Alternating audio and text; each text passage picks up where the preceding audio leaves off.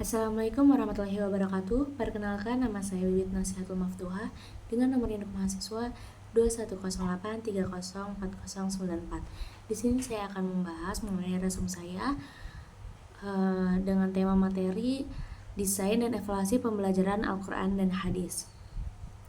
Mata pelajaran Al-Quran dan Hadis di Madrasah Ibtidaiyah adalah salah satu mata pelajaran pendidikan agama Islam yang tekanannya pada kemampuan membaca dan menulis Al-Quran dan Hadis dengan benar.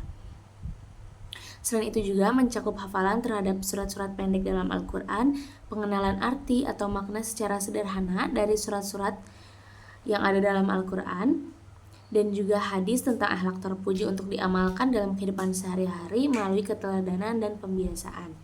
Hal ini sejalan dengan misi pendidikan sekolah dasar, yaitu untuk yang pertama, pengembangan potensi dan kapasitas belajar peserta didik yang meliputi rasa ingin tahu, rasa percaya diri, keterampilan berkomunikasi, dan kesadaran diri. Yang kedua, ada pengembangan kemampuan baca tulis dan bernalar, keterampilan hidup, dasar-dasar keimanan, dan ketakwaan kepada Tuhan Yang Maha Esa. Yang ketiga, ada fondasi bagi pendidikan berikutnya.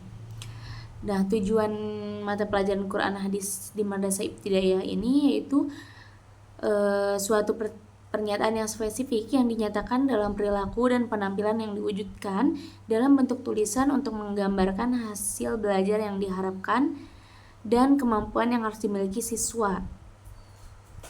Nah, tujuannya itu yang pertama memberikan kemampuan dasar kepada peserta didik dalam membaca, menulis, membiasakan, dan menggemari membaca Al-Quran dan Hadis. Yang kedua yaitu mendorong, membimbing perilaku peserta didik dengan pedoman pada sisi kandungan ayat Al-Quran dan Hadis. Yang ketiga ada menanamkan pemahaman,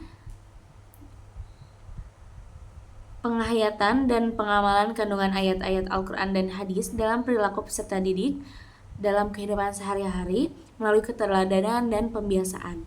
Yang keempat ada memberikan bekal pengetahuan untuk mengikuti pendidikan pada jenjang yang setingkat lebih tinggi. Nah, desain pembelajaran Al-Quran dan Hadis ini mencakup analisis kebutuhan, penentu materi, strategi pembelajaran, media pembelajaran, dan perencanaan evaluasi. Selanjutnya yaitu evaluasi pembelajaran, yang mana ini adalah kegiatan pengumpulan data untuk mengukur sejauh mana tujuan telah tercapai. Evaluasi ini berasal dari bahasa Inggris dan kata-kata tersebut diserap dalam pembendaharaan istilah bahasa Indonesia dengan tujuan mempertahankan kata aslinya dengan sedikit penyesuaian lafal Indonesia menjadi evaluasi. Evaluasi yang dimaksud di sini yaitu sebagai suatu proses yang dilakukan oleh guru untuk mengukur dan menentukan hasil yang telah dicapai dari suatu kegiatan pembelajaran yang direncanakan untuk mendukung pencapaian tujuan.